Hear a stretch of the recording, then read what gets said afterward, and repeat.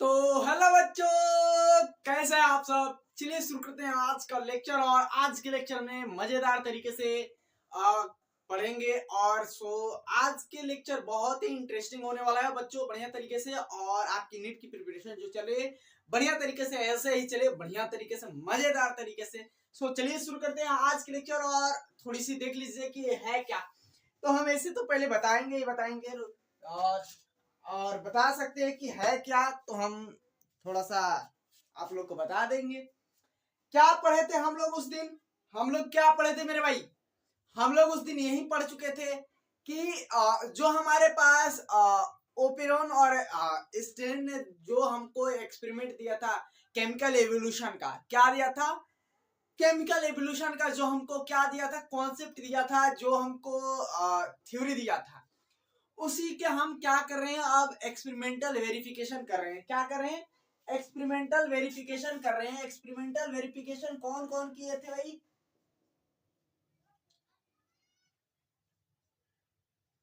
Stanley Miller ने किया था। कौन किए थे मेरे भाई? स्टेनले मिलर ने क्या किया था, इसका एक्सपेरिमेंटल वेरिफिकेशन किया था। हमने क्या बोला था कि हमने बोला था कि जो ऑर्गेनिक मैटर है और इनऑर्गेनिक मैटर है, इनऑर्गेनिक मैटर से क्या हुआ था, एवोल्यूशन हुआ। एवोल्यूशन के दौरान एवोल्यूशन होकर और ऑर्गेनिक मैटर में बने। ऑर्गेनिक मैटर पता ही है क्या होता है कि आरएनए होता है, पॉलीसेकेराइड होता है, और क्या होता है, अमाइनो एसिड होता है। ये सब क्या है, ऑर्गेनिक मैटर है ना।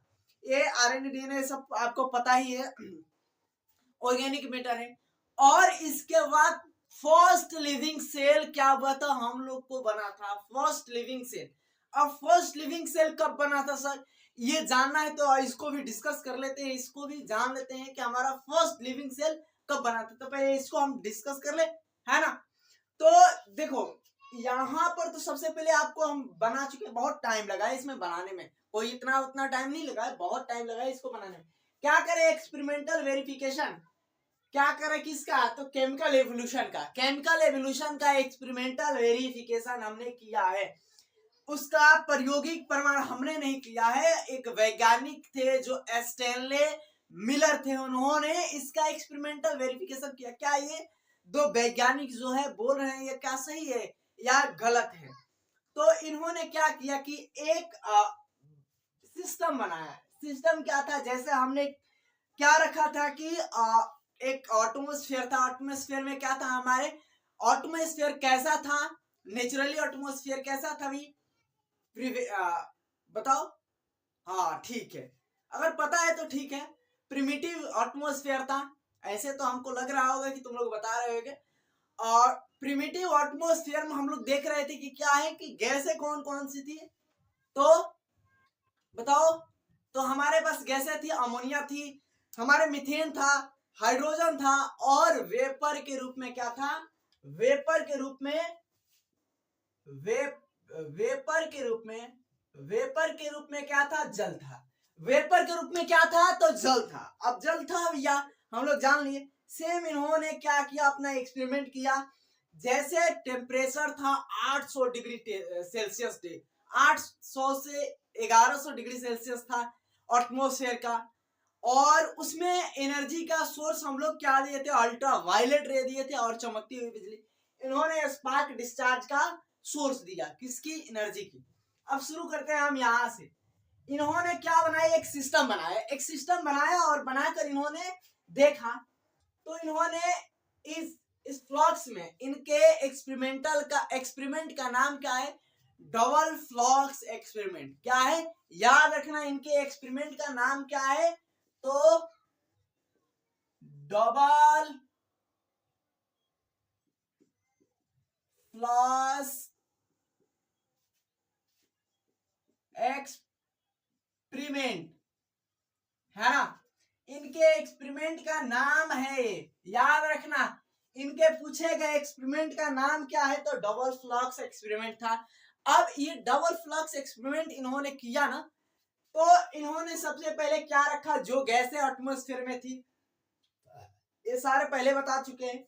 इन्होंने इस फ्लक्स में क्या रखा कि ये गैसें रख दिया, और टेम्परेचर कितना रखा भाई, देखो बनाने में टाइम लगा है, इसको बहुत मेहनत लगा है मेरे भाई, याद रखना कि बहुत मेहनत लगा है बनाने में।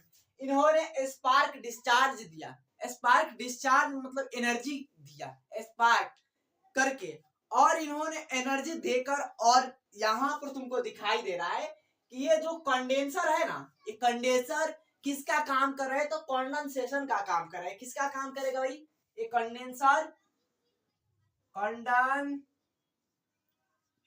का काम करेगा। किसका काम करेगा, कंडेंसेशन का काम करेगा। याद रखना, पूछेगा कंडेंसर किसका काम करेगा, कंडेंसेशन का। किसका, कंडेंसेशन का। मान लो जैसे एटमॉस्फेयर क्या हुआ, शांत हुआ, ठंडा हुआ, कंडेंसेशन हुआ एटमॉस्फेयर का। सेम चीजें हुआ इस गैसों का, कंडेंसेशन हुआ। यहाँ पर वाटर आउट लगा दिए थे और वाटर इन, ये तुम लोग को एनसीईआरटी के किताब में देखने को मिलेगा, देखने के है ही। और उसमें वाटर इन है, और इधर से ये कंडेंसेशन होकर वाटर जो आ रहा है, वाटर ड्रॉपलेट, ये क्या हो रहा है, तो यहाँ पर आकर इकट्ठा होगा। कहाँ पर, तो वाटर कंटेनिंग क्या, ऑर्गेनिक कंपाउंड। अब वाटर कंटेनिंग ऑर्गेनिक कंपाउंड है। अब यहाँ पर क्या लिखा है, लिक्विड वाटर इन। यहाँ से जो लिक्विड वाटर है वो क्या कर रहा है, इन कर रहा है। बॉइलिंग वाटर है ना। तो ये सारा चीज तो हम तो बनाया। आइए क्या है, टू वैक्यूम पंप है। वैक्यूम मतलब कि इसमें से ऑक्सीजन ही नहीं था। ये पता है कि हम लोग की एटमॉस्फेयर में ऑक्सीजन नहीं प्रेजेंट था, ऑक्सीजन प्रेजेंट ही नहीं था, है ना। तो not present was the oxygen in atmosphere, है ना। तो एटमॉस्फेयर में प्रेजेंट नहीं था, इसलिए हम लोग वेपर वैक्यूम रख दिए।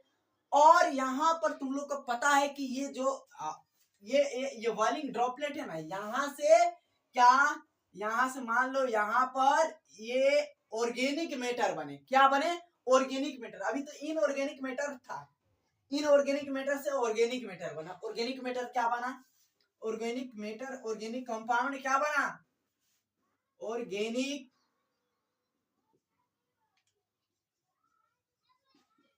कंपाउंड क्या बना, ऑर्गेनिक कंपाउंड में आरएनए, डीएनए भी हो सकता है, कोई दिक्कत नहीं है। उसके बाद क्या है, मान लो कह लो, उसके बाद क्या है, तो यहाँ पर लिख दो ना कि amino acid, amino acid polysaccharide, है ना, पॉलीसेकेराइड, ये सारे चीज। अब कहोगे सर सिंपल शुगर नहीं बताए, है ना। तो सिंपल ही शुगर बोले थे, सिंपल ही शुगर है। सिंपल शुगर से क्या बना था, सिंपल शुगर और अमीनो एसिड एक ही से उससे मिलकर और क्या बना हमारे पास, तो आरएनए, डीएनए, और जो ये प्रोटीन है, प्रोटीन भी लिख लो, क्या है, प्रोटीन भी है, प्रोटीन, है ना। तो ये सारे क्या है मेरे भाई, तो ये ऑर्गेनिक मैटर है। ऑर्गेनिक मैटर ये बने कब थे, ये उस वाले कल वाले लेक्चर में सो नहीं बताए थे, तो अल्टीमेटली इस लेक्चर में हम बता देंगे। तो आई होप ये सारा चीज समझ में आएगा। देखो ये स्पार्क डिस्चार्ज, इन्होंने स्पार्क डिस्चार्ज से इसको एनर्जी दिया, है ना। अब ये इलेक्ट्रोड है, इलेक्ट्रोड के माध्यम से ही दिया था, इलेक्ट्रोड के माध्यम से गैसें थी, पता ही है कि गैसें, और गैसों में आपस में रिएक्शन हुआ, गैस रिएक्शन किया, उसके बाद क्या हुआ, कंडेंसेशन हुआ, कंडेंसेशन जैसे एटमॉस्फेयर कंडेंसेशन हुआ था, सेम चीज है, लाइक हुआ। हम इसको बोल सकते हैं ऐसे कि हमारे एटमॉस्फेयर के जैसा ही इन्होंने सारी चीजें रखा था, और जो सारा चीज इनको मिला, सारे कंक्लूजन इनको सही सही मिला। तो अब ये क्या की मेरे भाई, अग्री की कि हाँ ये जो हमारे वैज्ञानिक है ओपेरिन, और इस जो ओपेरिन हैंडलिन है, इन्होंने सही बोला है। तो आई होप ये सारा कॉन्सेप्ट क्लियर हो गया होगा इसके माध्यम से, और ये बढ़िया तरीके से हो गया। तो इसको अगर तुमको लिखना है, बनाना है तो बना लो। हम 2 मिनट के लिए हट जाते हैं। और तो ये सारा चीज हो गया तो ठीक है, कोई बात नहीं। और देखो बहुत तेज इधर बारिश हो रहा है, तो होगा ही होगा। हो सकता है कि कहीं अपलोड ना हो पाए आज, तो कल हो सकता है, नहीं तो बहुत ये। अब यहाँ पर ये सारी चीज समझ में आ गया। अब देखो हम थोड़ी सी बात कर लेते हैं क्या, ऑर्गेनिक कंपाउंड की। जो ऑर्गेनिक कंपाउंड था बना कब था, हो गया ना इतना, इतना तो हो गया होगा ये सारा चीज, है ना। अब देखो इनका डबल फ्लक्स ये एक्सपेरिमेंट मिलर जी का हो गया। और यहाँ पर हम थोड़ी सी आगे और बता देते हैं, है ना।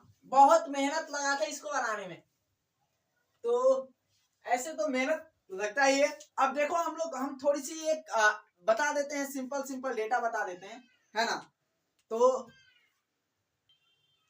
तो इसको अब थोड़ी सी एक डेटा क्या है वो हम लिख देते हैं यहाँ पर क्या, तो ऑर्गेनिक क्या, ऑर्गेनिक मैटर, ऑर्गेनिक मैटर, जो ऑर्गेनिक मैटर था, ऑर्गेनिक मैटर बना कब, है ना। आगे आगे सारी चीज पहले हम लोग जान लेंगे, उसके बाद बढ़िया ना रहेगा। ऑर्गेनिक मैटर बना कब था, तो याद रखने की ये 3 बिलियन, कब 3 बिलियन ईयर्स पहले बना था। कब 3 बिलियन ईयर्स एगो बना था, है ना।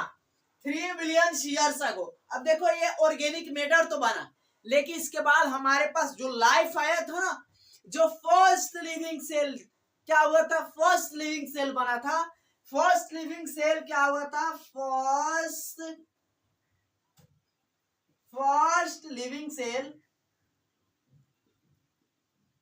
लिविंग सेल पता है तुमको कब बना था। First living cell 2 billion years ago, है ना। ये 2 बिलियंस पहले बना था।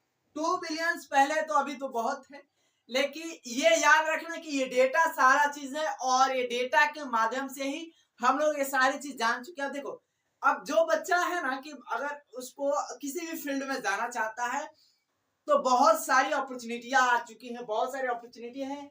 और इसमें तो बहुत बढ़िया है कि जाना, अगर किस सौभाग्य की बात है कि बहुत सारी चीज को सोचने के समझने की चीजें मिलती है। तो पूछा गया कि ऑर्गेनिक मैटर कब बना था, तो 3 बिलियन ईयर्स अगो। और फर्स्ट लिविंग सेल कब बना था, फर्स्ट लिविंग सेल तो कब, तो 2 बिलियन ईयर्स अगो, और ये 3 बिलियन।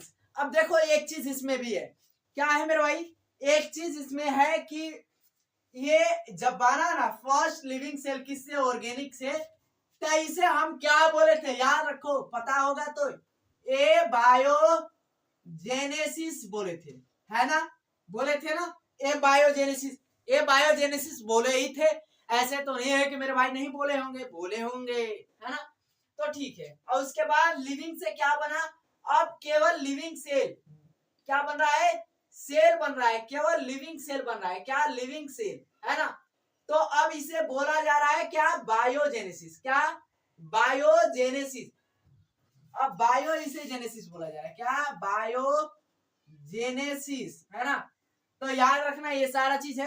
अब थोड़ी सी हम आगे चलते हैं। ये तो हो गया होगा, वीडियो को पॉज कर ले, 2 कौड़ी का था, और नोट कर लेना, ये भी जान ले। तो आगे हम बढ़े, आगे लैंडमार्क के बारे में जाने, तो चलो अब डार्विन और लैंडमार्क के बारे में, तो डार्विन के बारे में तो दिया है, लैंडमार्क के बारे में नहीं दिया है। लैंडमार्क के बारे में हमको नहीं दिया है तो नहीं जानना है, लेकिन थोड़ी सी बातें आपको बता देंगे कि लैंडमार्क के बारे में हुआ क्या था, कैसे कैसे। चार्ल्स डार्विन का जो नेचुरल सिलेक्शन है उसके बारे में देख लेते हैं। तो लिख लेना क्या, डार्विन साहब, डार्विन साहब, साहब नहीं लिखेंगे, चार्ल्स डार्विन वैसे तो नाम है। और फिटनेस, ऐसे टी एक ही होता है, फिटनेस एक ही, है ना। अब इसको ठीक है लिख देते हैं, कोई बात नहीं।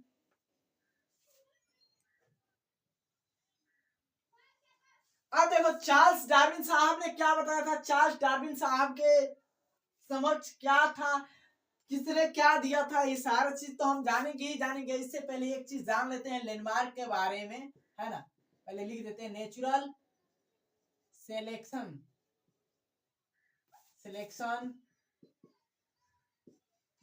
कॉन्सेप्ट, है ना, ये चीज लिख देते हैं। अब देखो एक चीज है कि लैंडमार्क साहब के बारे में हमने हमारे एनसीईआरटी ने तो ये दिया नहीं है, लेकिन उसको जानना जरूरी है, थोड़ी सी जान लेंगे ना तो ठीक हो जाएगा। अब देखो लेनमार्क साहब ने क्या बोला था। लेनमार्क साहब कैसे वैज्ञानिक थे? उन्होंने बोला था कि जो हमारे द्वारा अक्वायर्ड कैरेक्टर है, जितने भी हमारे द्वारा अक्वायर्ड कैरेक्टर है, उपार्जित लक्षण है। अक्वायर्ड मतलब उपार्जित लक्षण है, वो सब क्या होते हैं कंप्लीटली नेक्स्ट जनरेशन में क्या होते हैं, ट्रांसफर हो जाते हैं। क्या होते हैं हमारे बच्चे में, हमारे नेक्स्ट अगली पीढ़ी में क्या होते हैं, वो ट्रांसफर हो जाते हैं। अगली जनरेशन में क्या होते हैं, ट्रांसफर हो जाते हैं, जितने भी अक्वायर्ड कैरेक्टर। अक्वायर्ड इवेंट हम वो बातें किए थे जो ऑटोसोमल अक्वायर्ड है। ऑटोसोमल में मान लो कोई बीमारी आ गया, ऑटोसोम में कोई बीमारी आ गया, तो वो क्या होगा कंप्लीटली एक ने हमारे बच्चे में नेक्स्ट जनरेशन में चला जाएगा, वो जितना भी है अक्वायर्ड। ये उनका कॉन्सेप्ट था उनके द्वारा। लेकिन एक और भी कॉन्सेप्ट था। उन्होंने क्या बोला था कि जिस अंग का, जिस ऑर्गन का हम उपयोग करते हैं, जिस ऑर्गन्स का हम क्या करते हैं, यूज करते हैं, जिस ऑर्गन्स का उपयोग करते हैं, वो क्या होता है कि इवोल्यूशन में भाग लेकर वो रहता है। लेकिन जिस ऑर्गन का उपयोग नहीं करते वो क्या होता है कि नष्ट हो जाता है, क्या होता है, खत्म हो जाता है। ये हमारे डार्विन साहब नहीं बताए थे, ये लेनमार्क साहब बताए थे, है ना। लेनमार्क साहब के हिसाब से कि ये भी था। उन्होंने सुने नहीं हो कि वो बताए हैं कि एक जिराफ का गर्दन कैसे लंबा हुआ है, वो वाला कहानी है। तो क्या हुआ था कि कुछ समय पहले जंगल में आग लगा, जंगल में बहुत सारे या पत्थर गोले वोले गिरे, जैसे जंगल वंगल जल गया, कुछ बड़े बड़े पेड़ बचे, और बड़े बड़े पेड़ बचे तो कुछ जीव बचे, जिराफ उराफ जैसे बच गए। तो छोटे जिराफ थे, कुछ जिराफ ने क्या किया, अपने गर्दन को लंबा करके खाने की कोशिश किया, कुछ ने कोशिश नहीं किया, कुछ ने क्या किया, कोशिश किया, और कुछ ने कोशिश नहीं किया। जिसने कोशिश किया उसमें एवोल्यूशन हुआ, उसकी गर्दन विकास हो गई। जिसने कोशिश नहीं किया वो किसकी जाति विलुप्त हो गई। ये लैंडमार्क साहब बताए थे। ये लैंडमार्क साहब की है स्टेटमेंट, लैंडमार्क साहब की कॉन्सेप्ट है। और लैंडमार्क साहब की ये भी है कि लैंडमार्क ने ये बताया था कि जितने भी अक्वायर्ड कैरेक्टर है हमारे ऑटोसोम के द्वारा कंप्लीटली क्या होता है, हमारे एक जनरेशन नेक्स्ट जनरेशन में क्या होते हैं, चले जाते हैं। तो इसको डिसअप्रूव विस्मेन करके साहब थे, विस्मेन वैज्ञानिक थे, विस्मेन वैज्ञानिक करके थे।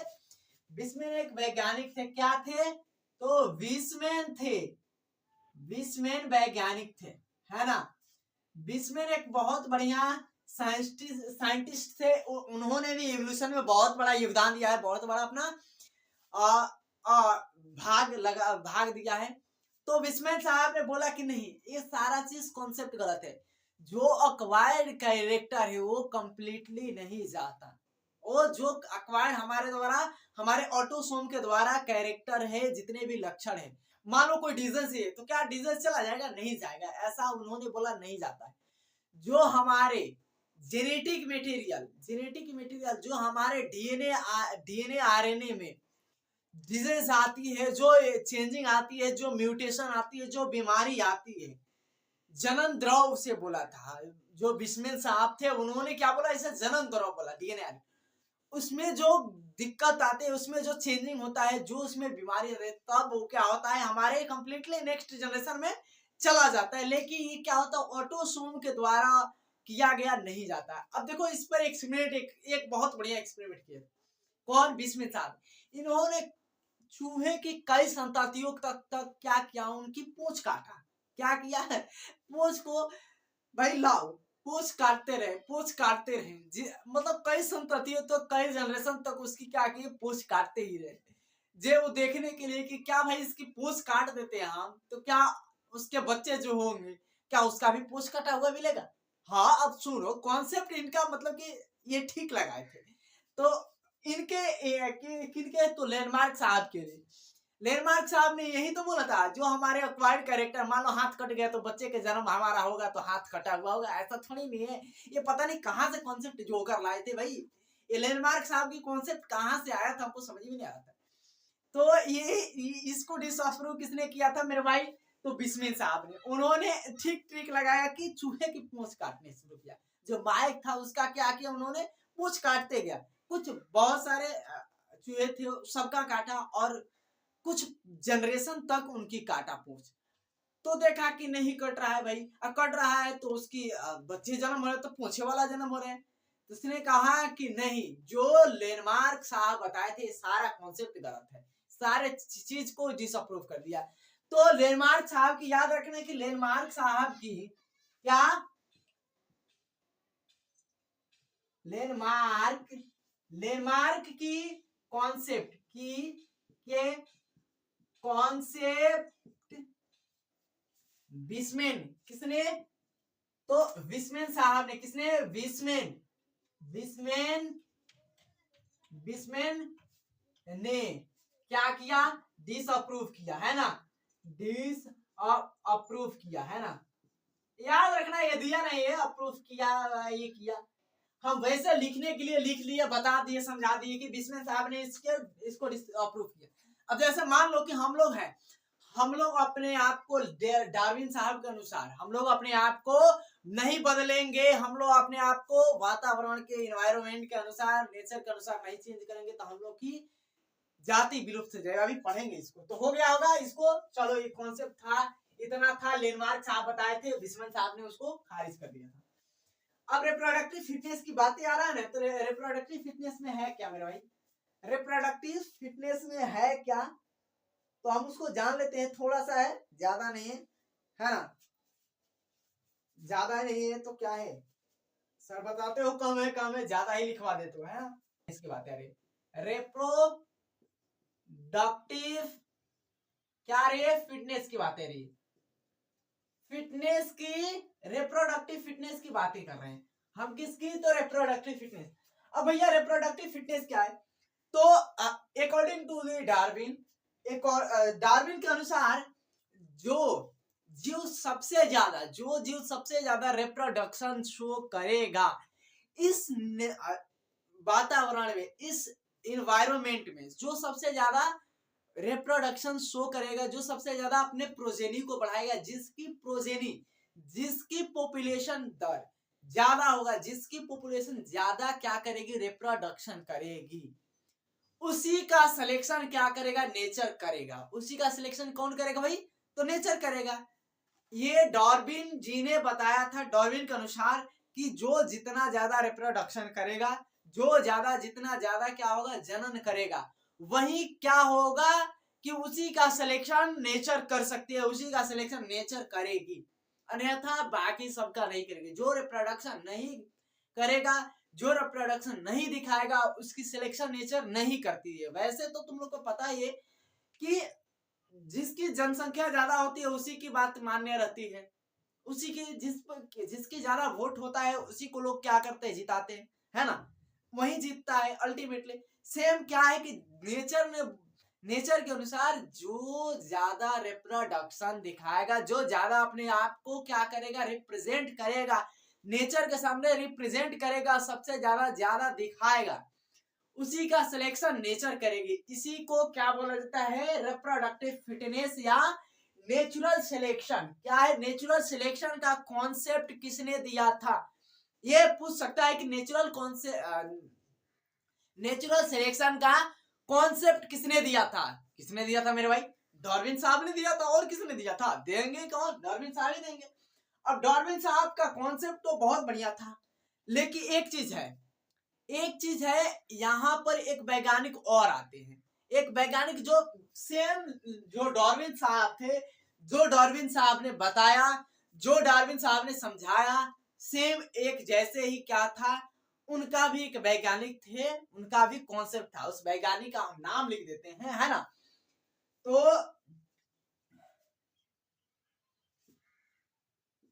वेल्फ्रेड साहब थे, क्या थे, वेल्फ्रेड साहब। अब वेल्फ्रेड साहब तो शॉर्ट नाम हम बता रहे, वेल्फ्रेड साहब थे। वेल्फ्रेड साहब के अनुसार भी सेम चीज था। अब देखो, वेल्फ्रेड साहब और डार्विन साहब, ये दोनों अपने जो रिसर्च पेपर था, रिसर्च जो भी चीजें थी, क्या करते थे, अपने आप में शेयर करते थे। डार्विन साहब बताते उनको और ये बताते थे इनको, मतलब अपना जो थ्योरी था, जो अपना वार्तालाप था, जो बातें करते थे, जो अपना अपना खोज था, जो अपना अपना एक्सपेरिमेंट था, वो एक दूसरे में क्या करते थे, शेयर करते थे। बहुत ही क्या थे, औपचारिक थे। जो डार्विन साहब थे बहुत औपचारिक थे, ऐसे तो नहीं थे। समझ में आ रहा है? तो याद रखना कि डार्विन साहब के बारे में ये चीज बताया है।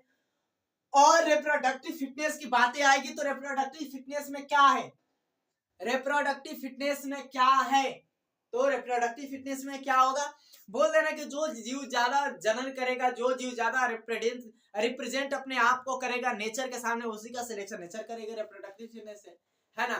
तो नेचुरल सिलेक्शन का मतलब यही था।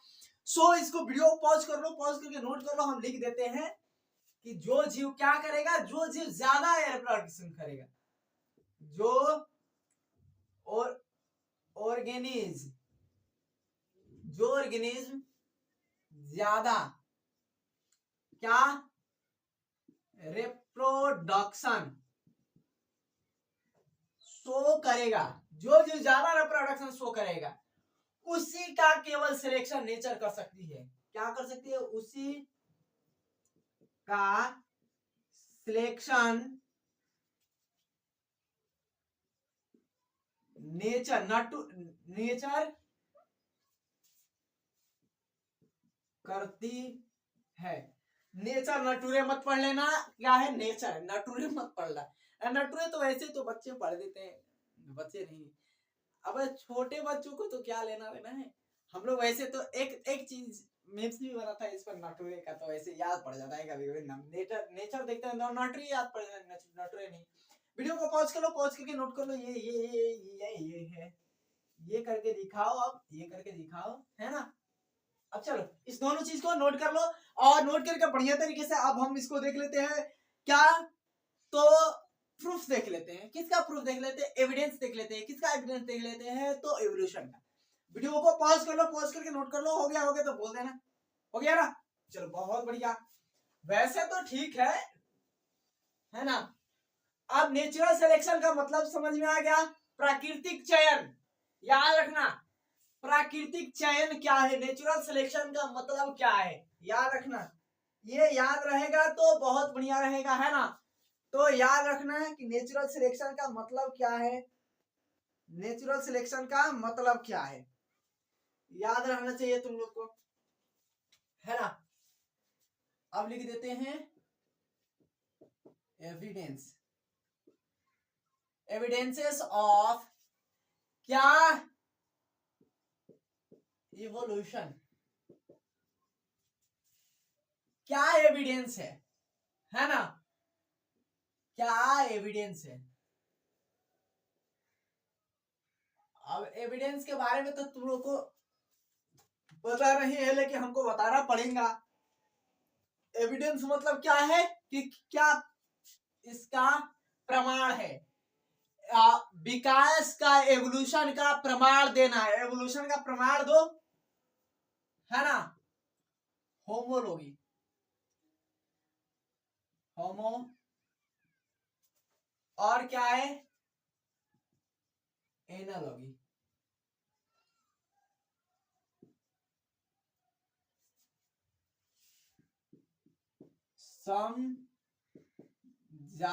समजातीयता,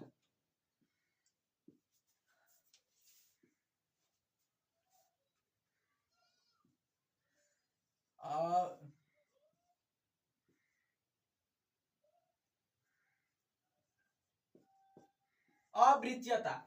अब ये समझ में आ रहा है कि समजातीय मतलब कि अजातीय भी बोल सकते हैं, विजातीय भी बोल सकते हैं, एक ही बात है। बट इसको ये समझना पड़ेगा कि समजातीय क्या है। देखो ऐसे तो हम बोल सकते हैं ना कि जिसकी क्या हो कि पूर्वज, जिसकी ओरिजिन समान हो, एक हो, क्या हो, समजातीयता कहलाता है। ऐसो सिंपल, सो सिंपल डेफिनेशन क्या है, जिसकी एंसेस्ट्री क्या हो, समान हो, जिसकी ओरिजिन क्या हो, समान हो, एक क्या कहलाता है, तो होमोलॉगी कहलाता है। अब होमोलॉगी ये तो पता हो गया। तो डेफिनेशन लिखने से पहले हम बहुत सारी चीज को इसमें समझेंगे, है ना। क्या हो कि सेम, क्या, सेम एंसेस्ट्री या सेम ओरिजिन, ओरिजिन और दूसरा एंसेस्टरी, सेम ओरिजिन या सेम एंसेस्ट्री। समझ में आ रहा है क्या?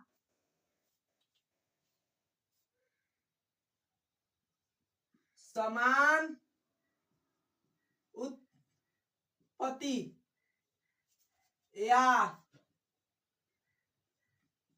पूर्वज, पूर्वज या उत्पत्ति समान हो, है ना। जिसकी पूर्वज या उत्पत्ति समान हो क्या कहलाता है मेरे भाई? पता है ना क्या कहलाता है? तो होमोलॉगी कहलाता है। ये सबसे मतलब कि आसान डेफिनेशन है एक्चुअली। हम डेफिनेशन को तो डिफाइन करेंगे ही करेंगे, लेकिन पहले इसके बारे में तो बढ़िया तरीके से जान लें। अब देखो, जो एक बात देखना कि जो अगर जिसकी एंसेस्ट्री समान होगी उसकी क्या होगी, तो बेसिक स्ट्रक्चर क्या होगा? बेसिक स्ट्रक्चर भी तो बढ़िया होगा। बेसिक स्ट्रक्चर भी तो क्या होगा? समान होगा। होगा कि नहीं?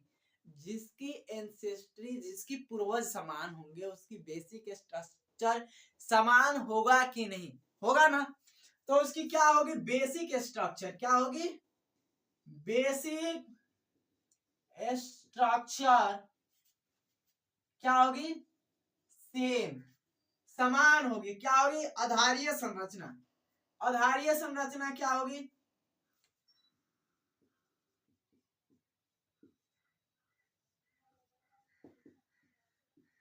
आधारीय संरचना समान, है ना।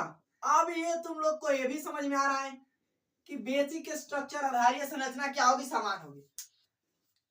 अब इसमें देखो एक चीज है, एक चीज क्या है कि इसमें आधारीय संरचना समान होगी, सारा चीज समान होगा, इसकी उत्पत्ति समान है, लेकिन एक चीज क्या होगा पता है तुमको?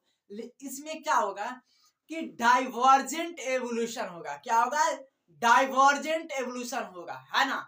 अपसारी क्या होगा? जैव विकास होगा। अपसारी जैव विकास मतलब डाइवर्जेंट एवोल्यूशन।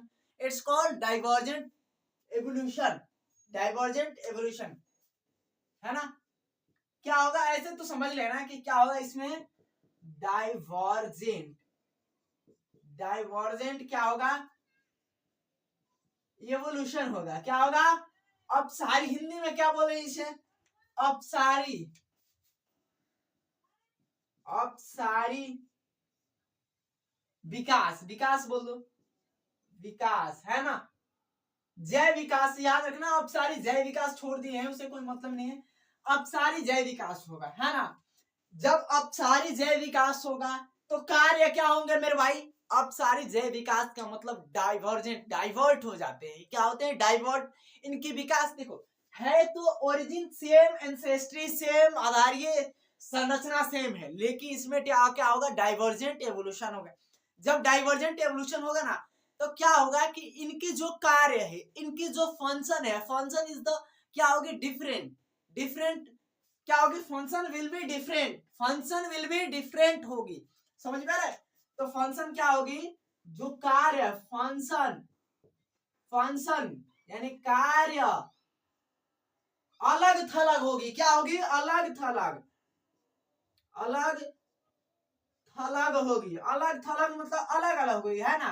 कार्य क्या होगा? अलग अलग होगा। कार्य अलग अलग होगा मतलब कि ऑर्गेन्स क्या होगा?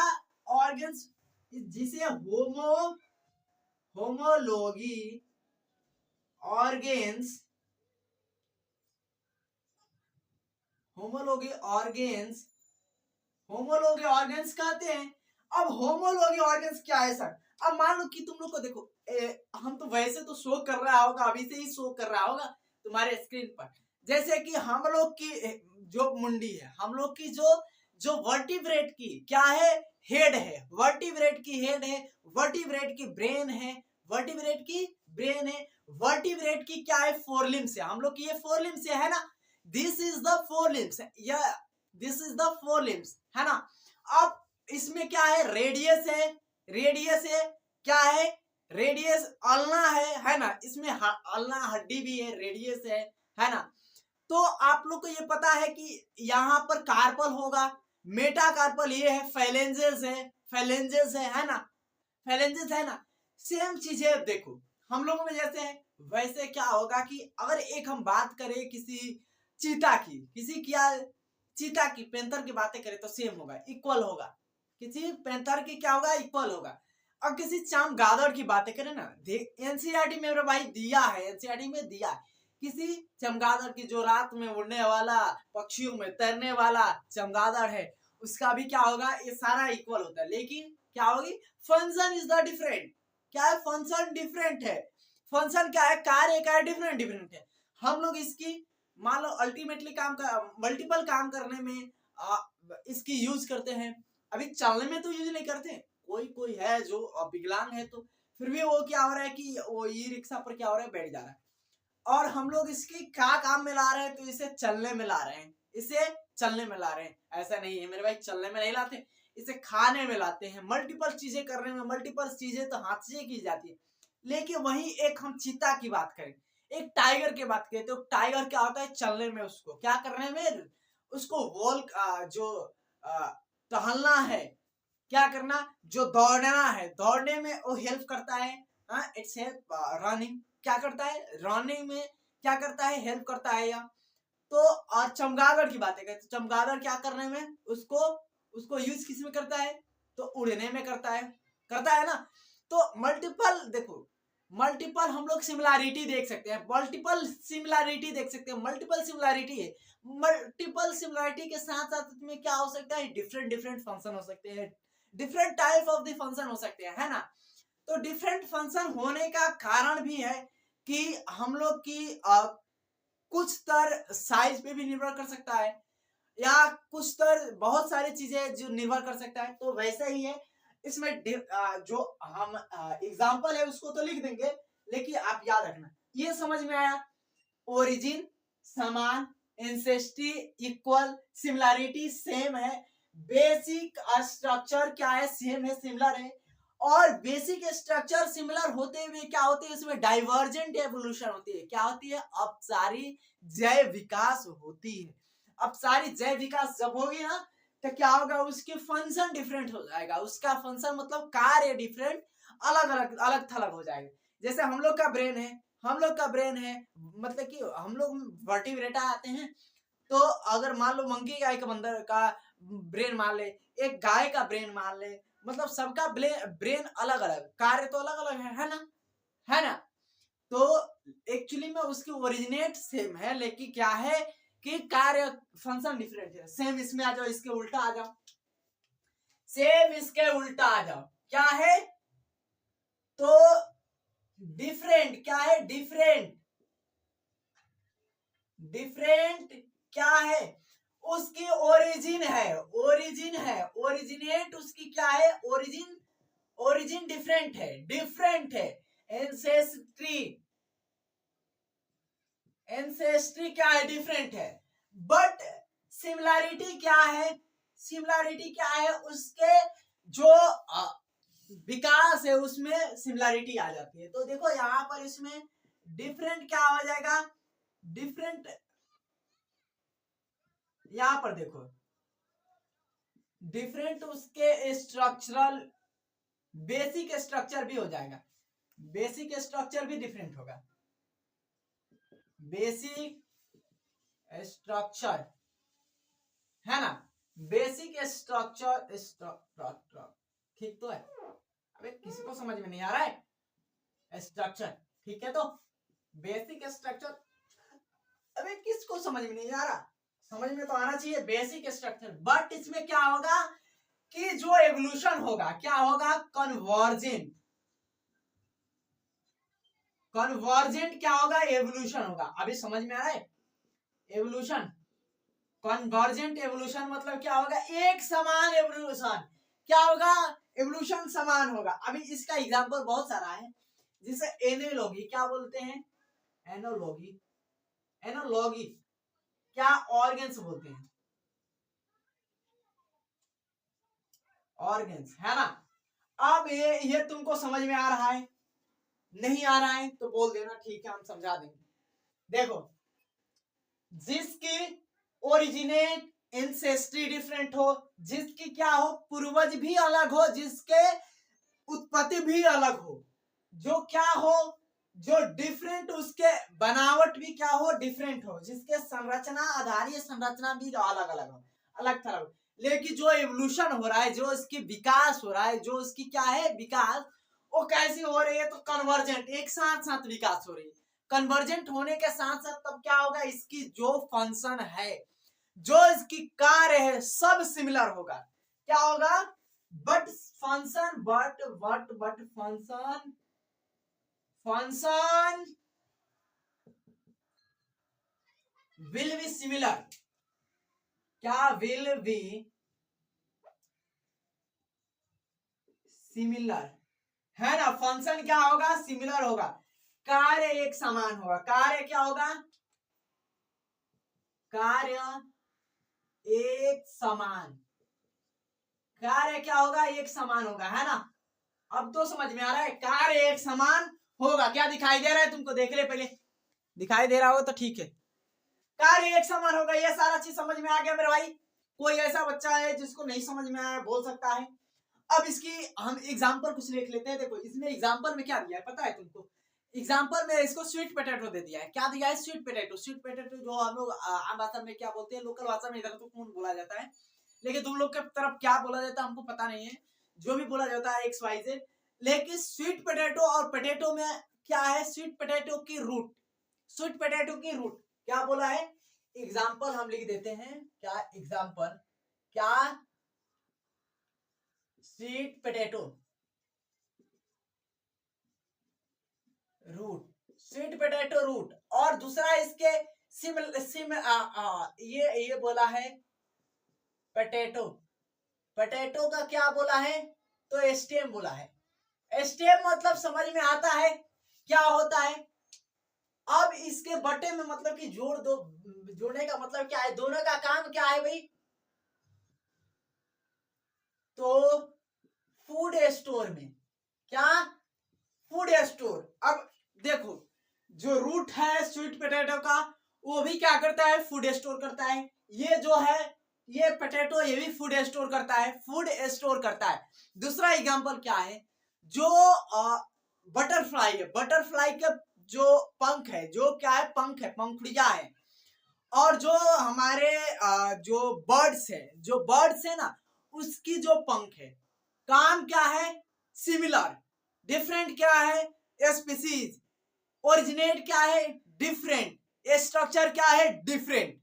लेकिन फंक्शन क्या है, सिमिलर, है ना। समझ में आ गया। तो वही कह रहे हैं एवोल्यूशन क्या हो रहा है, कन्वर्जेंट। एवोल्यूशन क्या हो रहा है, कन्वर्जेंट, मतलब सिमिलर आ गया। काम क्या हो रहा है, सिमिलर हो रहा है ना। तो याद रखना कि क्या क्या हो सकता है। दूसरा एग्जाम्पल, एग्जाम्पल नंबर 1 था, एग्जाम्पल नंबर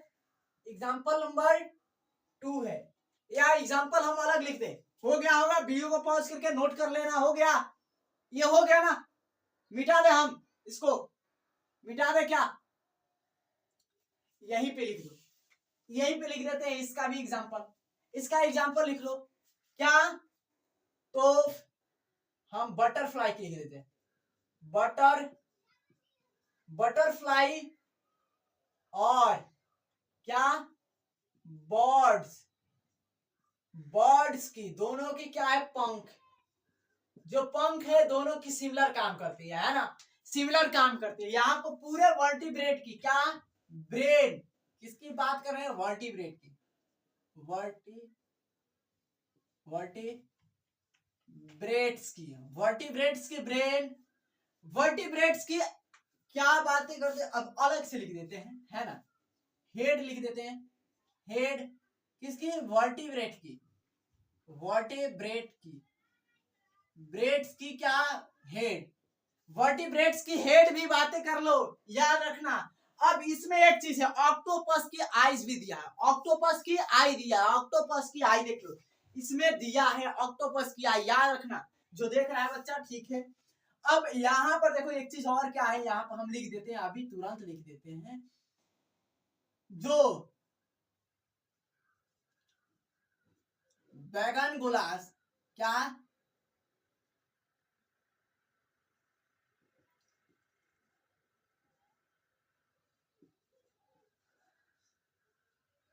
वगन बिला ना है, वगन बिला, बिला है। वगनविला की कांटे, वगनविला की कांटे। और इसमें क्या है, तो यहाँ पर कुकुरबिटा, क्या है, कुकुरबिटा, कुकुरबिटा, कुकुरबिटा, वगनविलास की कांटे और कुकुरबिटा की क्या है, स्टेम, सेम काम करता है। देखो ओरिजिनेट इसकी क्या काम थी, सेम काम थी। जन्म इसका कहां से हुआ, प्लीम्यूल से हुआ। काम क्या है, अलग अलग है। जन्म क्या हुआ, प्लीम्यूल से, काम है डिफरेंट।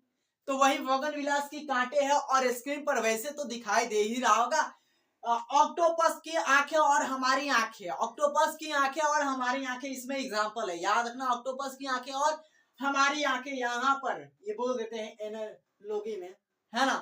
तो आई होप ये सारा चीज हो गया होगा। वीडियो को पॉज कर लो, पॉज करके नोट कर लो। और नोट करने के बाद हम आगे कल वाले लेक्चर में क्या देखेंगे मेरे भाई, कल वाले लेक्चर में हम लोग आगे देख लेंगे क्या।